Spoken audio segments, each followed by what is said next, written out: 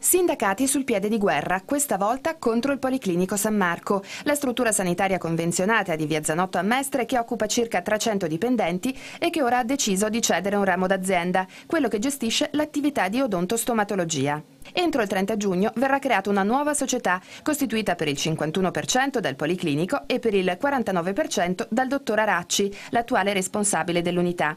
Per il direttore del Policlinico, Francesco Camisa, si tratta di un modo per potenziare il servizio, facendolo crescere anche del 25% e creando nuove opportunità occupazionali. Ma i sindacati la vedono in modo diverso. L'operazione, dicono, danneggerebbe i lavoratori.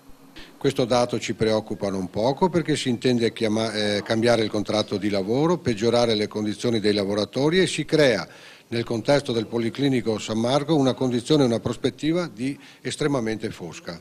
Secondo il Policlinico invece le condizioni contrattuali dei dipendenti non verrebbero peggiorate. In ogni caso nel mirino dei sindacati c'è un po' tutta la gestione dell'azienda che tenderebbe a utilizzare lavoratori interinali e cooperative, appaltando a esterni la guardia medica notturna.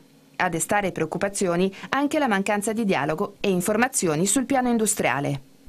All'11 di febbraio non ci hanno dato nessun piano industriale, confermando quindi le relazioni sindacali in crisi, anzi non c'erano per niente, tanto è vero che non si è parlato neanche di produttività, e ci hanno detto che questo settore non veniva dato come cessione al ramo d'azienda, quindi una situazione sindacale assurda e secondo me non onesta.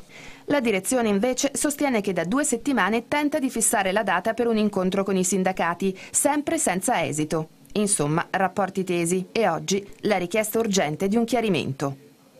L'attivazione di un tavolo con il Policlinico San Marco per le prospettive della struttura, vuoi in termini di servizi erogati e da erogare, vuoi in termini occupazionali per capire le ricadute che un eventuale piano che l'amministrazione abbia in animo di predisporre, capire i riflessi che questo avrà.